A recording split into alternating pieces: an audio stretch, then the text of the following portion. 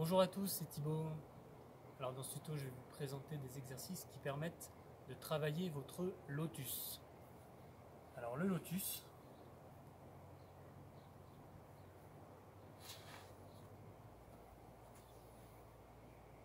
ça ressemble donc à ça. C'est loin d'être parfait de mon côté. Normalement, il faudrait que la cheville, les deux chevilles soient au niveau de la hanche, mais ça donne quand même un aperçu. Donc, dans tous les exercices que je vais proposer, je vais simplement les montrer. Il vous appartient de maintenir les positions suffisamment longtemps, progressivement, peut-être en répétant les positions 2 à 3 fois chacune. Si vous en avez envie, en les intégrant dans un flow de yoga de votre choix. Et puis, je ne vais pas reparler en détail de la juste posture. Là encore, il vous appartiendra de vous demander à chaque fois que vous faites une position si vous êtes bien placé. Donc le lotus, c'est une position qui est bénéfique pour le corps, qui permet de se sentir plus à l'aise dans beaucoup de postures du quotidien, notamment si on veut s'asseoir en tailleur ou si on veut être dans d'autres positions que assis droit sur une chaise. Mais c'est aussi une position qui peut être traumatisante pour les genoux à cause de l'hyperflexion des genoux qu'elle demande. Donc là, il faudra veiller à plusieurs choses. La première des choses, je vous le montre et on y pensera dans chacune des positions, c'est l'alignement vertébral entre le sacrum et le sommet du crâne. Il faudra vraiment avoir le dos le plus droit possible, avec le plus possible d'espace entre les vertèbres. Et pour ça, on poussera toujours dans les ischions. On viendra tenir son centre en reculant son nombril vers la colonne vertébrale. On viendra resserrer, redescendre les omoplates et laisser s'ouvrir la poitrine et les épaules. Première chose. Et la deuxième chose, pour les genoux, on essaiera dans la mesure du possible on veillera à maintenir un alignement entre la rotule, la cheville, la malléole et le gros orteil. Dans la mesure du possible, maintenir cet alignement. Et enfin, on veillera à se relâcher au niveau du psoas, des hanches, pour faire le plus d'espace possible entre les cuisses et le bassin. Donc bien retenir ces différentes consignes, essayez de les appliquer dans chacun de vos étirements. Et maintenant, je vous présente les exercices. Premier exercice, première série d'exercices pour étirer les fessiers qui sont sollicités dans cette ouverture de hanche. Donc, un exercice classique. Je le monte d'un côté, on met sa jambe droite par-dessus sa jambe gauche. Et puis, on va venir plaquer sa poitrine contre sa cuisse en poussant dans les ischions pour se grandir. Une fois qu'on a réussi cette position, on peut essayer de l'accentuer en venant ajouter de la torsion. Et donc là, on essaiera de venir pivoter le buste vers la droite.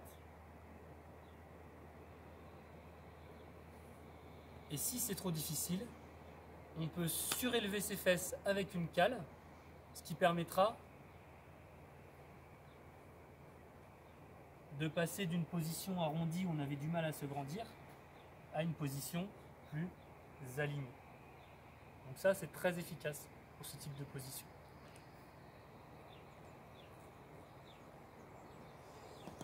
Une deuxième position, c'est presque la même, mais c'est allongé. On se met dans la posture de l'enfant allongé sur le dos. Et puis là, on va venir croiser sa jambe droite par-dessus sa cuisse gauche, venir pousser le genou sur l'extérieur et ensuite attraper son genou gauche avec la main gauche par l'extérieur et la main droite dans le trou formé par les jambes. Une fois qu'on l'a bien, on s'allonge et on tire sur son genou en resserrant les omoplates, en les plaquant au sol. on essaye d'engager son centre pour éloigner les fesses du sommet du crâne et bien garder le contact entre les fessiers et le sol. Si c'est trop dur avec la main à cet endroit, on peut mettre la main derrière la cuisse pour que ça tire un peu moins. À vous d'ajuster en fonction de votre souplesse. Troisième exercice pour étirer les fessiers. C'est comme le premier, sauf que on va donc jambe droite par-dessus jambe gauche, et là on va fléchir la jambe gauche. Puis on va croiser sa jambe droite encore plus pour aller aligner ses deux genoux. Et une fois qu'on est dans cette position, on vérifie qu'on a bien les deux fesses collées au sol. On soutient ses jambes avec ses mains, on se grandit. Et là pareil, même consigne, tenir son centre, resserrer les omoplates, pousser dans les ischions. Ça va bien tirer dans le fessier droit si jamais vous avez la jambe droite croisée par-dessus la gauche. Et de cette position, si on veut complexifier un peu, on va pousser davantage le bassin, le ventre vers les cuisses et essayer de descendre un petit peu, de s'enrouler, sans décoller la fesse. On veillera dans cette position à maintenir dans la mesure du possible un alignement entre genoux, chevilles et orteils. À faire donc des deux côtés à chaque fois. Et une fois qu'on a fait ça, on va commencer à parler d'exercices qui permettent d'ouvrir les hanches. Premier exercice, l'exercice de l'angle lié. On joint ses pieds, on rapproche ses fesses de ses talons, et ensuite on va, en attrapant ses pointes de pied, tirer, rapprocher les omoplates pour rapprocher le nombril des orteils en poussant sur ses ischions et se redresser. Donc le dos droit. Là encore, on peut aussi essayer de descendre quitte à laisser un peu le dos s'arrondir puis le réaplatir derrière. Ça va assouplir encore plus l'ouverture de hanche. Autre exercice plus classique, c'est le tailleur. Donc là, simplement, on croise les jambes, on fait le tailleur, jambe gauche sous la cuisse droite, pied droit sous le tibia gauche, et on tient. De cette position, on essaye de, plutôt que de chercher à se plier, on essaye de se grandir et relâcher. Pousser un peu sur les genoux, les écarter vers l'extérieur et vers l'avant en resserrant les omoplates et relâcher les hanches, relâcher le psoas. Toujours le plus droit possible. Ensuite, on va vers le lotus en passant par le demi-lotus. Donc, dans ce cas, on vient mettre la cheville droite près de la hanche gauche et puis on fléchit le pied gauche sous le genou droit. Et là, on est dans un demi-lotus. Là, pareil, on se grandit avec les mêmes actions. Pousser dans les ischions, tenir le centre, resserrer les omoplates. Puis, en gardant le contact des fesses avec le sol, on vient se fléchir.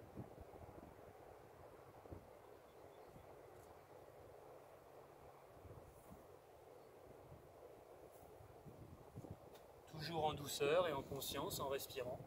On peut aussi le travailler en allant s'allonger.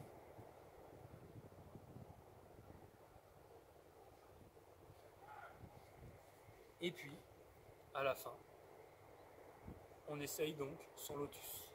Ça ne sert à rien de tirer fort sur ses jambes, hein. Le jour où ça va venir, vous allez trouver le chemin relativement simplement.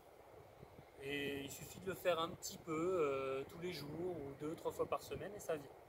Donc le lotus, cheville droite sur la hanche gauche, cheville gauche sur la hanche droite, alignement entre orteil, cheville, genou, le plus possible.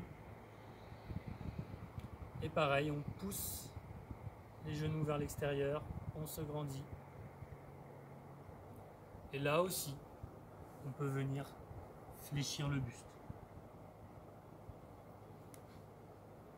Pour l'instant, moi, j'en suis pas là avec ce lotus. Voilà donc pour les différents exercices qui permettent d'arriver au lotus. Ce que je conseille, ah oui, vous pouvez les incorporer dans des postures de yoga, par exemple la montagne, si vous avez envie de les incorporer dans un flow. Sur une montagne classique, on peut décider de mettre son pied en demi-lotus et puis de venir descendre à la chaise sur une jambe et ça va étirer là à la fois le fessier et l'ouverture de jambe. Voilà une méthode pour l'incorporer dans un flow de manière dynamique. Ça permet aussi de gagner en souplesse. Voilà, j'espère que ça vous aidera à avoir votre lotus. J'espère que ça vous donnera envie de l'acquérir aussi. N'oubliez pas, dans la mesure du possible, de travailler les opposés. Par exemple, en resserrant les genoux pour refermer les hanches, ou en venant descendre un genou d'un côté, puis de l'autre. Voilà, ça permet de réaligner les articulations. Et puis ensuite, je vous souhaite bon courage, du plaisir, et je vous dis merci et à bientôt.